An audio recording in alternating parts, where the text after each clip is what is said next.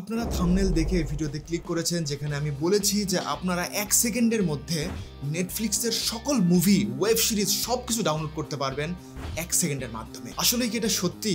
এটা কি আসলেও পসিবল? অবশ্যই পসিবল। তো আজকের এই ভিডিওতে আমরা এটা নিয়ে কথা বলবো। তো ভিডিওটি শুরু করা যাক।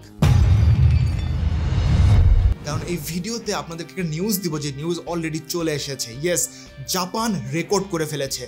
জাপান এমন একটা ইন্টারনেট গতি ক্রিয়েট করেছে যেটার মাধ্যমে আপনি 1 সেকেন্ডে নেটফ্লিক্সের সকল মুভিজ, সকল ওয়েব সিরিজ, সকল ভিডিও যা আছে ডকুমেন্টারি থেকে শুরু করে সব 1 সেকেন্ডে ডাউনলোড করে ফেলতে পারবেন। আপনি কি জানেন নেটফ্লিক্সের যে লাইব্রেরি রয়েছে সেটা কি পরিমাণ huge?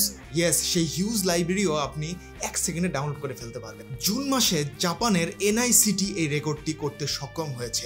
1.02 petabyte per second internet speed achieve করতে সক্ষম হয়েছে জাপানের এনআইসিটি, যেটার মাধ্যমে আপনি নেটফ্লিক্সের সকল মুভিজ, সকল ওয়েব সিরিজ 1 সেকেন্ডে ডাউনলোড করে ফেলতে পারবেন। এছাড়াও আপনি যদি চান যে কোনো লাইব্রেরি, সেটা হতে পারে অ্যামাজন প্রাইম অথবা যে কোনো ধরনের মিউজিক লাইব্রেরি থেকে শুরু করে সব কিছু আপনারা 1 সেকেন্ডে ডাউনলোড করে ফেলতে পারবেন। এরকম স্পিড অ্যাচিভ করতে সক্ষম হয়েছে জাপান। এখন প্রশ্ন হলো, এটা আমাদের কি কাজে আসবে? অবশ্যই আমাদের কাজে আসবে। আমরা লাইভ স্ট্রিম করি, সেটাতে কোনো বাফারিং হবে না, সেটাতে কোনো ল্যাগিং দেখা যাবে না।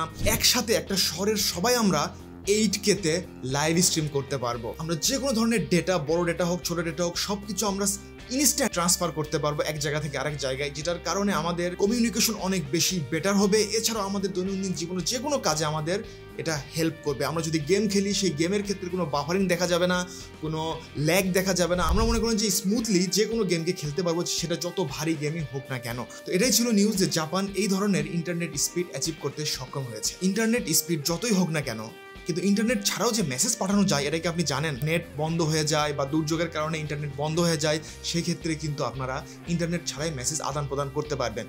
সেটার জন্য আপনাকে দেখতে হবে আমার এই ভিডিওটি।